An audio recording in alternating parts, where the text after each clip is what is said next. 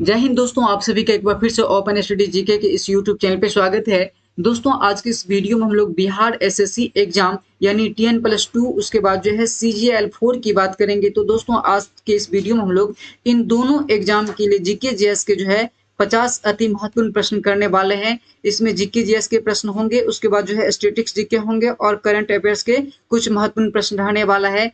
तो आइए दोस्तों, यदि आप हमारे चैनल पर नए हैं तो लाइक सब्सक्राइब शेयर जरूर करेंगे। आइए दोस्तों, पहला प्रश्न देखते हैं। पहला प्रश्न की बात करेंगे तो देखिए, पहला प्रश्न है पंचायती राज मंत्रालय का गठन कब हुआ था। तो दोस्तों, पंचायती राज मंत्रालय का गठन की बात करेंगे तो देखिए, ऑप्शन ए में है 1956, बी में है 1965, सी में है 2010, डी में है 2004। तो दोस्तों, पंचायती राज मंत्रालय का गठन जो है यह जो है 2004 ईस्वी में हुआ था। तो इस प्रश्न का जो राइट आंसर हो जाएगा ऑप्शन नंबर डी जो है इस प्रश्न का करेक्ट आंसर हो जाएगा। उसके बाद देखिए, अगला प्रश्न है संविधान के किस अनुच्छेद में यह वर्णित है कि राज्य न्यायपालिका को कार्यपालिका से पृथक करेगा। तो दोस्तों, संविधान के किस अनुच्छेद में यह वर्णित है कि राज्य न्यायपालिका को कार्यपालिका से पृथक करेगा। तो यह जो है अनुच्छेद देखिए, ऑप्शन ए में अनुच्छेद 42 है, बी में अनुच्छेद 45 है, सी में 50 है, डी में जो है 51 है। तो दोस्तों, संविधान के किस अनुच्छेद में यह वर्णित है कि राज्य न्यायपालिका को कार्यपालिका से पृथक करेगा। तो यह जो है अनुच्छेद 50 में है। तो इस प्रश्न का जो राइट आंसर हो जाएगा ऑप्शन नंबर सी हो जाएगा। उसके बाद देखिए, अगला प्रश्न है भारत की संसद निम्न में से किससे मिलकर बनती है। तो दोस्तों, भारत की संसद की बात करेंगे तो दोस्तों, भारत से संसद से संबंधित अनुच्छेद की बात करेंगे तो यह आपको जो है 79 हो जाएगा। उसके बाद देखिए, लोकसभा है, लोकसभा की बात करेंगे तो यह जो है अनुच्छेद, लोकसभा की बात करेंगे तो लोकसभा अनुच्छेद 81 में है। राज्यसभा की बात करेंगे तो राज्यसभा जो है यह जो है अनुच्छेद, सॉरी, लोकसभा की बात करेंगे तो इसका ट्रिक होता है 100 ला। तो देखिए, 100 से हो गया आपको सांसद जो कि 79 में है। राज्यसभा की बात करेंगे तो राज्यसभा जो है 80 में है। लोकसभा की बात करेंगे तो लोकसभा जो है 81 में है। उसके बाद देखिए, राष्ट्रपति से संबंधित अनुच्छेद की बात करेंगे तो यह आपको 52 में है। उपराष्ट्रपति से संबंधित अनुच्छेद की बात करेंगे तो यह जो है किस अनुच्छेद में है उपराष्ट्रपति, तो यह आपको अनुच्छेद 63 में जो है उपराष्ट्रपति से संबंधित है। यहाँ प्रश्न पूछ रहे हैं कि भारत की संसद निम्न में से किससे मिलकर बनती है। तो यह जो है लोकसभा, राज्यसभा और राष्ट्रपति से मिलकर जो है भारत की सांसद बनती है। तो इस प्रश्न का जो राइट आंसर हो जाएगा यानी 1, 2 और 3 जो है इस प्रश्न का राइट आंसर जो है ऑप्शन नंबर सी जो है इस प्रश्न का राइट आंसर हो जाएगा। इसका ट्रिक देखिए, सरला होता है। 100 से हो गया सांसद हो गया, 100 से संसद हो गया, और रॉ से जो है राज्यसभा हो जाएगा, लॉ से जो है लोकसभा हो जाएगा, 79, 80, 81 हो जाएगा अनुच्छेद। उसके बाद देखिए, अगला प्रश्न है संविधान सभा के मूल अधिकारों, अल्पसंख्यक एवं जनजातियों तथा बहिष्कृत प्रभावित क्षेत्रों के लिए जो है परामर्शदाता समिति के अध्यक्ष थे। तो दोस्तों, संविधान सभा के मूल अधिकार, अल्पसंख्यक, जनजातियों, बहिष्कृत प्रभावित क्षेत्रों तथा परामर्शदाता समिति के अध्यक्ष की बात करेंगे तो इनके अध्यक्ष जो है सरदार पटेल थे। तो इस प्रश्न का जो राइट आंसर हो जाएगा ऑप्शन नंबर सी हो जाएगा। उसके बाद देखिए, अगला प्रश्न की हम लोग बात करेंगे तो अगला प्रश्न है पूर्ण स्वराज का संकल्प कांग्रेस द्वारा कब पारित किया गया। तो दोस्तों, पूर्ण स्वराज की बात करेंगे तो यह जो है कांग्रेस के द्वारा जो है पूर्ण स्वराज का संकल्प जो है कब पारित किया गया था। तो यह जो है कब पारित किया गया था, तो यह जो आपको 9 दिसंबर 1929 को लाहौर अधिवेशन में जो है पूर्ण स्वराज का संकल्प जो है कांग्रेस के द्वारा जो है पारित किया गया था, यानी 9 दिसंबर 1929 को। इस प्रश्न का जो राइट आंसर हो जाएगा ऑप्शन नंबर बी हो जाएगा। उसके बाद देखिए, छठा नंबर प्रश्न है गिद्धा नृत्य शैली किस राज्य से संबंधित है। तो दोस्तों, ऑप्शन ए में पंजाब है, बी में हरियाणा है, सी में राजस्थान है, डी में उत्तराखंड है। तो देखिए, गिद्धा लोक नृत्य की बात करेंगे तो यह जो है पंजाब से संबंधित है। तो इस प्रश्न का जो राइट आंसर हो जाएगा ऑप्शन नंबर ए हो जाएगा। अगला प्रश्न देखिए, लोकसभा को उसके कार्यकाल की समाप्ति से पूर्व ही भंग किया जा सकता है। तो दोस्तों, लोकसभा को जो है उनके जो है कार्यकाल की समाप्ति से पूर्व भी जो है भंग किया जा सकता है। तो ऑप्शन ए में है राष्ट्रपति की इच्छा अनुसार, बी में है लोकसभा स्पीकर द्वारा, उसके बाद देखिए मंत्री परिषद की सलाह पर जो है राष्ट्रपति द्वारा, स्पीकर की सलाह पर जो है राष्ट्रपति द्वारा। तो देखिए, लोकसभा को उसके कार्यकाल की समाप्ति से पूर्व ही भंग किया जा सकता है। तो यह जो है मंत्री परिषद की सलाह पर जो है राष्ट्रपति के द्वारा जो है लोकसभा को जो है भंग किया जा सकता है, उनके कार्यकाल के समाप्ति के पूर्व ही भंग किया जा सकता है मंत्री परिषद की सलाह पर जो है राष्ट्रपति के द्वारा। तो इस प्रश्न का जो राइट आंसर हो जाएगा ऑप्शन नंबर सी हो जाएगा। अगला प्रश्न है विवेकानंद रॉक मेमोरियल कहाँ स्थित है? तो दोस्तों विवेकानंद रॉक मेमोरियल की बात करेंगे तो यह जो आपको तमिलनाडु में स्थित है। तो इस प्रश्न का जो राइट आंसर हो जाएगा ऑप्शन नंबर डी हो जाएगा। देखिए किस संविधान संशोधन अधिनियम द्वारा यह प्रावधान किया गया कि राष्ट्रपति राष्ट्रीय आपातकाल की उद्घोषणा केवल मंत्रिमंडल की लिखित सिफारिश प्राप्त होने पर ही कर सकता है? तो यह जो है संविधान के जो है किस अधिनियम में जो है यह प्रावधान किया गया है? तो दोस्तों किस संविधान संशोधन अधिनियम द्वारा यह प्रावधान किया गया है कि राष्ट्रपति राष्ट्रीय आपातकाल की घोषणा केवल मंत्रिमंडल की लिखित सिफारिश प्राप्त होने पर ही कर सकता है? तो यह जो है 44वां संविधान संशोधन 1978 के अधिनियम के द्वारा जो है यह प्रावधान किया गया है। तो इस प्रश्न का जो राइट आंसर हो जाएगा ऑप्शन नंबर बी हो जाएगा। अगला प्रश्न है एमाइलेज एंजाइम का स्राव किसके द्वारा होता है? तो दोस्तों एमाइलेज एंजाइम का स्राव जो है यह जो है किसके द्वारा होता है? तो यह जो है अग्नाशय के द्वारा होता है। तो इस प्रश्न का जो राइट आंसर हो जाएगा ऑप्शन नंबर ए हो जाएगा। हम लोग 11 नंबर प्रश्न देखेंगे। देखिए वृक्क के बाहरी तथा भीतरी भाग को क्रमशः क्या कह दे? तो दोस्तों वृक्क के जो है बाहरी भाग की बात करेंगे तो देखिए बाहरी भाग को कॉर्टेक्स कहा जाता है तथा भीतरी भाग को जो है मेडुला कहा जाता है। तो इस प्रश्न का जो राइट आंसर हो जाएगा यानी वृक्क के बाहरी तथा भीतरी भाग को क्रमशः क्या कहा जाता है? तो बाहरी भाग को कॉर्टेक्स तथा भीतरी भाग को जो है मेडुला कहा जाता है। तो इस प्रश्न का जो राइट आंसर हो जाएगा ऑप्शन नंबर ए जो है इस प्रश्न का राइट आंसर हो जाएगा। उसके बाद देखिए अगला प्रश्न है रक्त शर्करा को नियंत्रित करने के लिए इंसुलिन का स्राव किस ग्रंथि से होता है? तो दोस्तों रक्त शर्करा को जो है नियंत्रित करने के लिए जो है यहाँ पूछ रहा है कि इंसुलिन का स्राव जो है किस ग्रंथि से होता है? तो दोस्तों इंसुलिन की बात करेंगे तो इंसुलिन का स्राव जो है अग्नाशय ग्रंथि से होता है। तो इस प्रश्न का जो राइट आंसर हो जाएगा ऑप्शन नंबर सी हो जाएगा।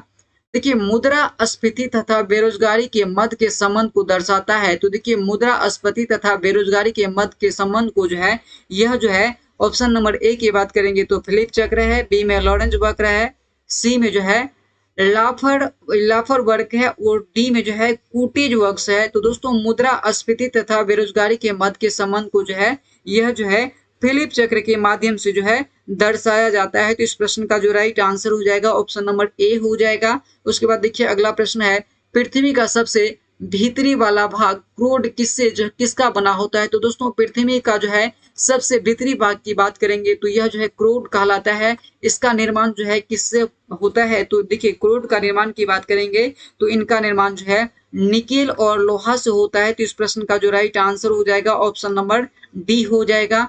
अगला प्रश्न है भारत में मुद्रास्फीति के प्राकलन का सबसे प्रचलित माप क्या है? तो दोस्तों भारत में जो है मुद्रास्फीति के जो है प्राकलन का सबसे प्रचलित माप की बात करेंगे तो यह जो आपको उपभोक्ता मूल्य सूचकांक जो है इसका जो है प्राकलन का सबसे प्रचलित माप हो जाएगा। तो इस प्रश्न का जो राइट आंसर हो जाएगा ऑप्शन नंबर सी हो जाएगा।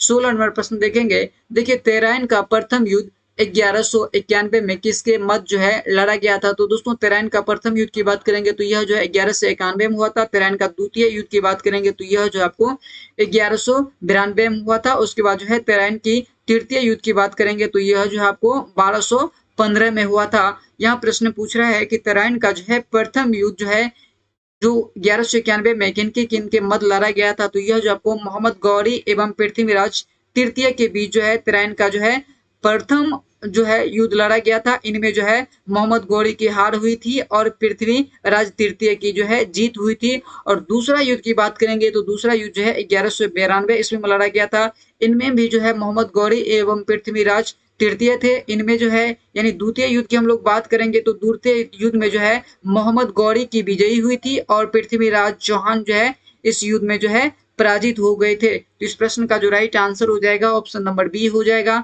उसके बाद देखिए अगला प्रश्न है निम्न में से कौन व्यापक मुद्रा कहलाती है? तो दोस्तों व्यापक मुद्रा की बात करेंगे तो M3 को जो है व्यापक मुद्रा के रूप में हम लोग जानते हैं। तो इस प्रश्न का जो राइट आंसर हो जाएगा M3 हो जाएगा यानी ऑप्शन नंबर ए हो जाएगा। भारत भारतीयों के लिए नारा किस संस्था ने दिया था? तो दोस्तों भारत भारतीयों के लिए जो है नारा की बात करेंगे तो देखिए यह जो है आर्य समाज के द्वारा जो है दिया गया था। तो इस प्रश्न का जो राइट आंसर हो जाएगा ऑप्शन नंबर बी हो जाएगा। अगला प्रश्न है भौतिक मानचित्र निम्न में से किसे शामिल किया जा सकता है? तो देखिए भौतिक मानचित्र में जो है निम्न में से किसे शामिल किया जाता है? तो भौतिक मानचित्र में हम लोग पर्वत, पठार, मैदान, महासागर को जो है शामिल करते हैं। उसके बाद देखिए 5वां नंबर है देश या राज्यों की सीमा की बात करेंगे तो यह जो है किसमें शामिल किया जाता है? तो यह जो आपको राजनीतिक मानचित्र में जो है शामिल किया जाता है। भौतिक मानचित्र में जो है पर्वत, पठार, मैदान, महासागर को शामिल किया जाता है। यानी 1, 2 और 3, 4 की बात करेंगे तो इस प्रश्न का जो है राइट आंसर हो जाएगा। देश एवं राज्यों की सीमा की बात करेंगे तो यह जो आपको राजनीतिक मानचित्र में शामिल किया जाता है। अगला प्रश्न है निम्नलिखित में से कौन सुमेलित नहीं है? तो दोस्तों कुद्रेमुख की बात करेंगे तो यह जो है लौह अयस्क से संबंधित है। कोलार की बात करेंगे तो यह जो आपको कोलार का खान जो है कर्नाटक में है जो कि स्वर्ण उत्पादन के लिए जो है जाना जाता है। कोडरमा की बात करेंगे तो दोस्तों यह जो है अभ्रक उत्पादन से संबंधित है। कोडरमा की बात करेंगे तो यह जो है अभ्रक उत्पादन से संबंधित है। ज्वार की बात करेंगे तो यह जो है सीसा एवं जास्ता से संबंधित है। तो निम्नलिखित में से कौन सा सुमेलित नहीं हो जाएगा? तो कोडरमा जो है यह जो है चांदी से नहीं बल्कि यह जो है अभ्रक से उत्पादन से संबंधित है। तो इस प्रश्न का जो राइट आंसर हो जाएगा ऑप्शन नंबर सी हो जाएगा। अगला प्रश्न है विंध्याचल और सतपुरा पहाड़ियों के बीच से होकर बहने वाली नदी है। तो दोस्तों देखिए विंध्याचल और सतपुरा पहाड़ियों के बीच से होकर बहने वाली नदी की बात करेंगे तो ऑप्शन ए में है नर्मदा, बी में सिंधु है, सी में कोसी है, डी में जो है गोदावरी है। तो दोस्तों विंध्याचल एवं सतपुरा की पहाड़ियों के बीच से होकर जो है नर्मदा नदी गुजरती है। तो इस प्रश्न का जो राइट आंसर हो जाएगा ऑप्शन नंबर ए हो जाएगा। अगला प्रश्न है भारत में कौन सा शहर सबसे पारंपरिक कढ़ाई शैलियों में से एक चिकनकारी के लिए विश्व प्रसिद्ध है? तो दोस्तों चिकनकारी शैली की बात करेंगे तो यह जो है किस मतलब कौन सा शहर जो है चिकनकारी के लिए विश्व प्रसिद्ध है? तो दोस्तों ये आपको जो है लखनऊ की बात करेंगे तो यह जो है चिकनकारी के लिए जो है विश्व प्रसिद्ध है। तो इस प्रश्न का जो राइट आंसर हो जाएगा ऑप्शन नंबर बी हो जाएगा। अगला प्रश्न है निम्न में से कौन सा देश स्थलरूढ़ देश है? तो दोस्तों स्थलरूढ़ देश की बात करेंगे तो इनकी जो है लगभग संख्या जो है 44 है। तो यहाँ हम लोग ऑप्शन के अकॉर्डिंग देखेंगे तो स्थलरूढ़ देश की बात कर रहा है तो यह जो आपको देखिए स्विट्जरलैंड की बात करेंगे तो यह जो है स्थलरूढ़ देश हो जाएगा। तो इस प्रश्न का जो राइट आंसर हो जाएगा ऑप्शन नंबर सी हो जाएगा। निम्नलिखित में से कौन सी नदी हिमालय की पूर्ववर्ती नदी है? तो दोस्तों हिमालय की पूर्ववर्ती नदी के बारे में जो है पूछा जा रहा है। इसमें सिंधु हो जाएगा, सतलज हो जाएगा, ब्रह्मपुत्र हो जाएगा। यानी तीनों नदी सिंधु, सतलज, ब्रह्मपुत्र की बात करेंगे तो यह जो है हिमालय की जो है पूर्ववर्ती नदी है। तो इस प्रश्न का जो राइट आंसर हो जाएगा ऑप्शन नंबर डी हो जाएगा।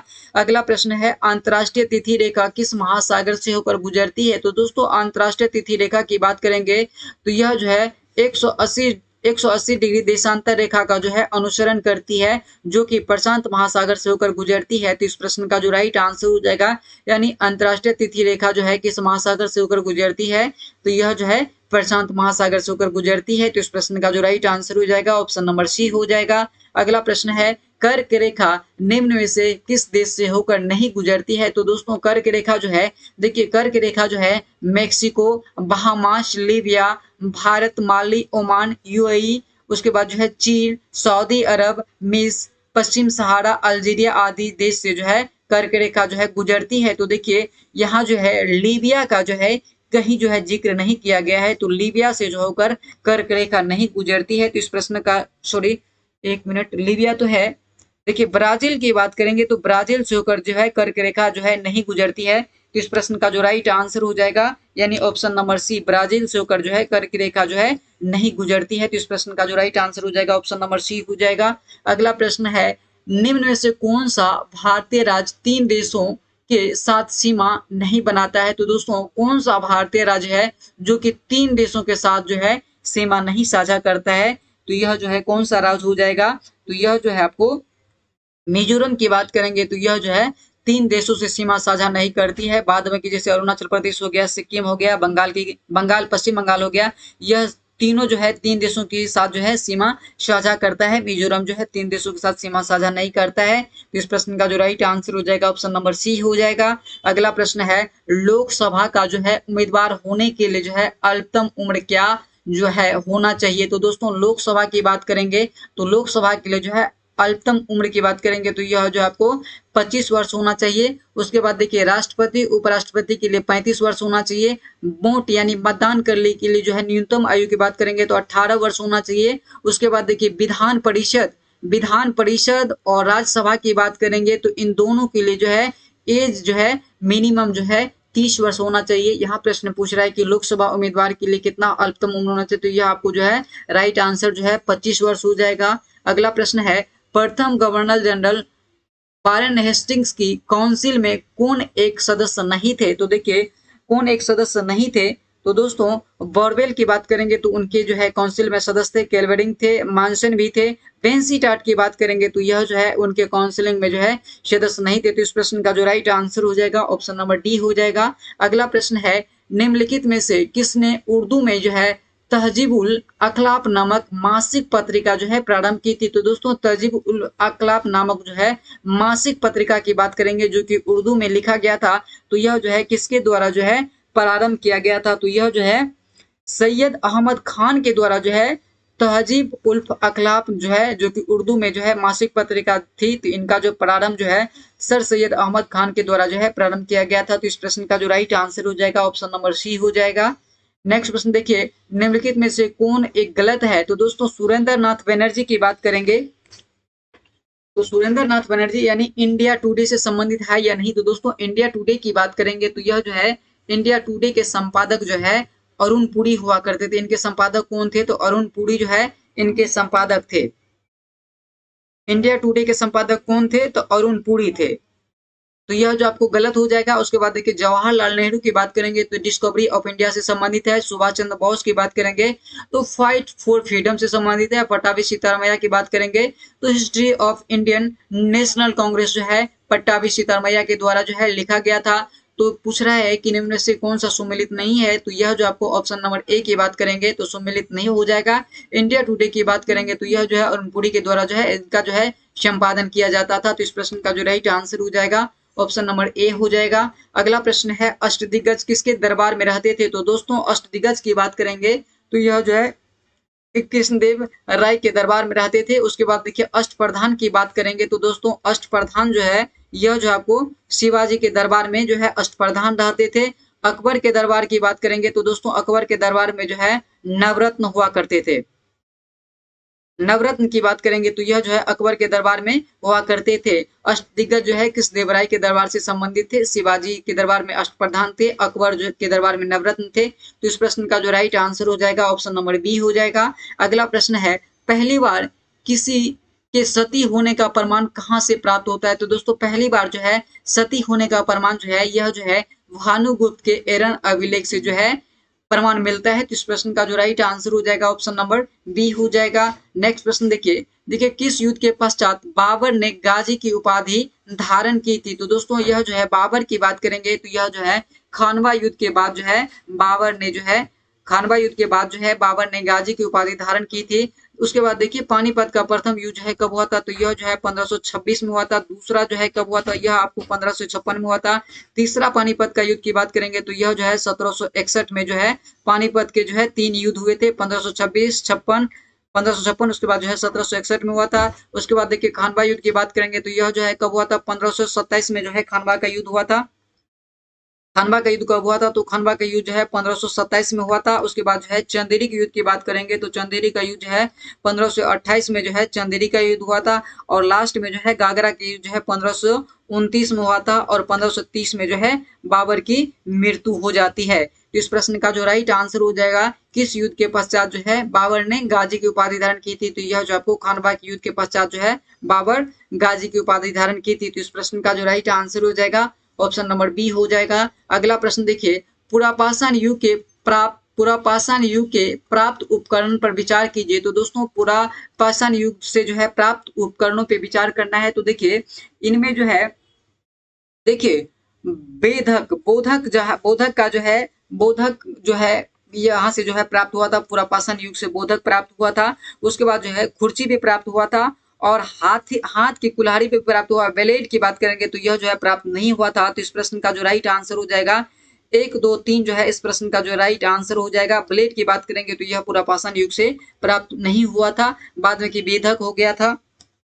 बेधक की बात करेंगे तो बेधक जो है यहाँ से प्राप्त हुआ था, हाथ की कुल्हाड़ी प्राप्त हुआ था। और खुरनी की बात करेंगे तो खुरचनी भी जो है यहाँ से जो है प्राप्त हुआ था। तो इस प्रश्न का जो राइट आंसर हो जाएगा ऑप्शन नंबर डी हो जाएगा। अगला प्रश्न देखिए, भारत की प्रथम बहुउद्देशीय परियोजना किस नदी पर बनाई गई थी? तो दोस्तों भारत की प्रथम बहुउद्देशीय परियोजना की बात करेंगे तो यह जो है 1948 में जो है प्रारंभ हुई थी। तो यह जो है किस नदी पर जो है बनाया गया था? तो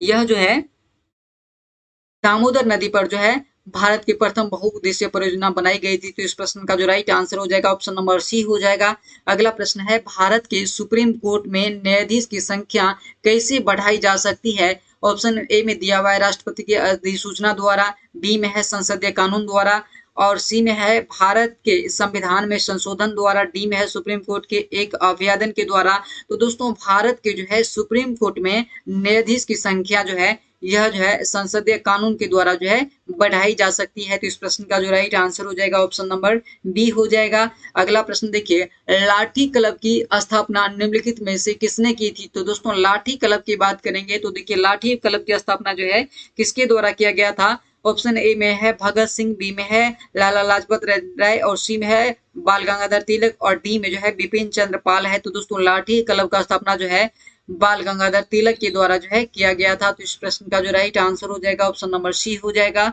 नेक्स्ट प्रश्न देखिए, निम्नलिखित में से कौन चतुराई पूर्ण निष्क्रियता की नीति के साथ जुड़ा हुआ है? तो दोस्तों चतुराई पूर्ण जो है निष्क्रियता की नीति के साथ जो है कौन से जो है गवर्नर जनरल जुड़ा हुआ है? ऑप्शन ए में वारेन हेस्टिंग्स है, बी में लॉर्ड विलियम बेंटिक है, सी में लॉर्ड डेलोजी है, और डी में जो है जॉन लॉरेंस है। तो दोस्तों चतुराई पूर्ण निष्क्रियता की नीति के साथ जो है किनका जुड़ाव था? तो यह जो आपको जॉन लॉरेंस का जो है जुड़ाव था। तो इस प्रश्न का जो राइट आंसर हो जाएगा ऑप्शन नंबर डी हो जाएगा। अगला प्रश्न देखिए निम्नलिखित में से किस सिख गुरु ने अकाल तख्त की स्थापना की थी? तो दोस्तों अकाल तख्त की स्थापना जो है किस गुरु के द्वारा किया जाता है? तो यह जो है गुरु गोविंद सिंह के द्वारा जो है अकाल तख्त का जो है स्थापना जो है किया गया था। तो इस प्रश्न का जो राइट आंसर हो जाएगा ऑप्शन नंबर डी हो जाएगा। अगला प्रश्न है, जालियांवाला बाग हत्याकांड के विरोध में वायसराय की कार्यकारिणी परिषद की सदस्यता से किसने इस्तीफा दे दिया था? ऑप्शन ए में है रविन्द्रनाथ टैगोर, बी में है जमनालाल बजाज, सी में है शंकर नारायण हो जाएगा, नायर हो जाएगा, और डी में जो है सत्येंद्र प्रसाद है। तो दोस्तों जालियांवाला बाग हत्याकांड की बात करेंगे तो यह जो है घटना कब होता? 13 अप्रैल 1919 को जो है जालियांवाला बाग हत्याकांड की घटना घटित होती है।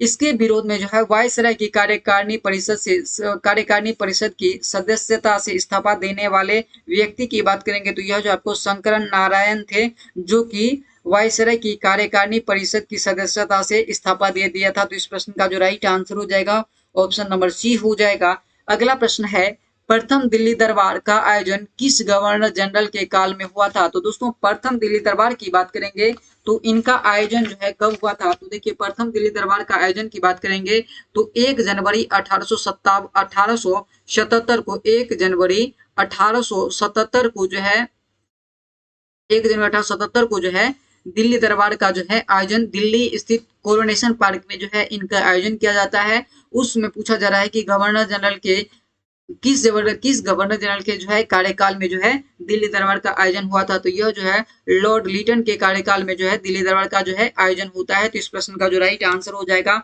ऑप्शन नंबर ए जो है राइट हो जाएगा। उसके बाद देखिए अगला प्रश्न है, भारत में प्रथम स्थापित परमाणु संयंत्र यानी एटॉमिक प्लांट कौन सा है? तो दोस्तों भारत में स्थापित प्रथम परमाणु संयंत्र की बात करेंगे तो यह जो है आपको तारापुर संयंत्र हो जाएगा, जो इस प्रश्न का राइट आंसर हो जाएगा। उसके बाद देखिए अगला प्रश्न है, निम्नलिखित में से किस रंग के प्रकाश का पौधा द्वारा तीव्र अवशोषण होता है? तो दोस्तों किस रंग के प्रकाश का जो है पौधों द्वारा जो है तीव्र अवशोषण होता है? तो यह जो है ऑप्शन ए में है बैंगनी एवं नारंगी, बी में है पीला एवं बैंगनी, सी में नीला एवं लाल, तो और डी में है लाल एवं बैंगनी। तो दोस्तों प्रकाश का जो है मतलब किस रंग के प्रकाश का जो है पौधों द्वारा जो है तीव्र अवशोषण होता है? तो यह जो है नीला एवं लाल रंग के जो है रंगों का जो है पौधों द्वारा जो है तीव्र अवशोषण होता है। तो इस प्रश्न का जो राइट आंसर हो जाएगा ऑप्शन नंबर सी हो जाएगा।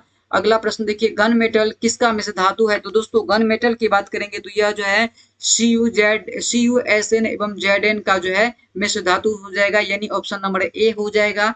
नेक्स्ट प्रश्न देखिए, किस उत्प्रेरक की उपस्थिति में खाद्य वनस्पति तेल वसा में परिवर्तित किए जाते हैं? तो यह जो है किस उत्प्रेरक की उपस्थिति में जो है खाद्य वनस्पति तेल जो है वसा में जो है परिवर्तित जो है किए जाते हैं? तो यह जो आपको ऑप्शन ए में है हाइड्रोजन, बी में निकेल है, सी में ऑक्सीजन है, डी में जो है मैग्नीशियम है। तो आपके अनुसार जो है इस प्रश्न का आंसर क्या होना चाहिए? कमेंट बॉक्स में जरूर लिखें। हम लोग यहाँ फिलहाल आंसर देंगे, किस उत्प्रेरक की उपस्थिति में खाद्य वनस्पति तेल वसा में जो है परिवर्तित किए जाते हैं? तो यह जो है निकेल की उपस्थिति में जो है परिवर्तित किए जाते हैं। तो इस प्रश्न का जो राइट आंसर हो जाएगा ऑप्शन नंबर बी हो जाएगा।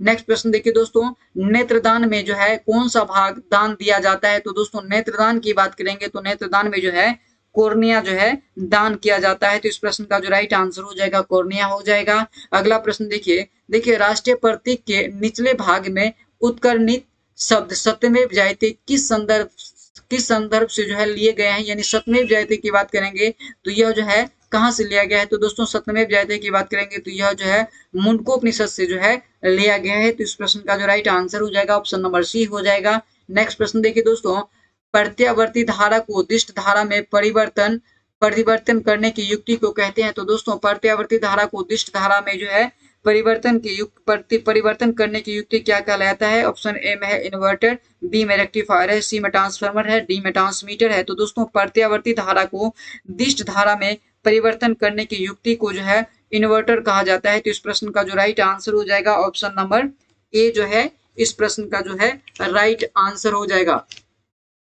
सॉरी एक मिनट, देखिए प्रत्यावर्ती धारा दिया हुआ है ना, तो प्रत्यावर्ती धारा को दिष्ट धारा में परिवर्तन करने की युक्ति की बात करेंगे तो यह इन्वर्टर नहीं हो जाएगा, बल्कि यह जो है रेक्टिफायर के माध्यम से जो है प्रत्यावर्ती धारा को जो है दिष्ट धारा में जो है परिवर्तित किया जाता है। तो इस प्रश्न का जो राइट आंसर हो जाएगा ऑप्शन नंबर बी हो जाएगा। उसके बाद देखिए अगला प्रश्न है, सूची एक को सूची दो से जो है सुमिलित कीजिए।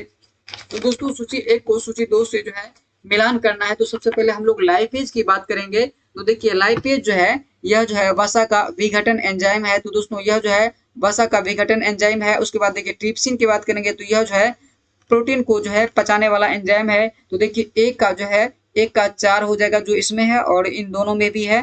बी का 3 हो जाएगा। तो दोस्तों बी का 3 जो है इन दोनों में है। उसके बाद देखिए यानी इतना से काम नहीं बनेगा। एमाइलेज की बात करेंगे तो दोस्तों एमाइलेज की बात करेंगे तो यह जो है कार्बोहाइड्रेट के पाचन में जो है उपयोगी हो जाएगा, यानी सी का जो है 1 हो जाएगा। तो इस प्रश्न का जो राइट आंसर हो जाएगा ऑप्शन नंबर ए हो जाएगा। यानी लाइपेज जो है वसा का विघटन करता है, ट्रिप्सिन की बात करेंगे तो प्रोटीन का पाचन करता है, एमाइलेज की बात करेंगे तो यह कार्बोहाइड्रेट का पाचन करता है, इरेप्सिन की बात करेंगे तो यह जो है पॉलीपेप्टाइड के अमीनो अम्ल में होता है। तो इस प्रश्न का जो राइट आंसर हो जाएगा ऑप्शन नंबर ए हो जाएगा। अगला प्रश्न देखिए दोस्तों, अशोक के शिलालेख की लिपि क्या थी? तो दोस्तों अशोक के शिलालेख की लिपि की बात करेंगे तो यह जो है ब्राह्मी लिपि थी, जो इस प्रश्न का राइट आंसर हो जाएगा। दोस्तों ये जो है 50 एमसीक्यू प्रश्न थे जो कि बिल्कुल प्रीवियस ईयर के पैटर्न को देखते हुए बनाया गया था।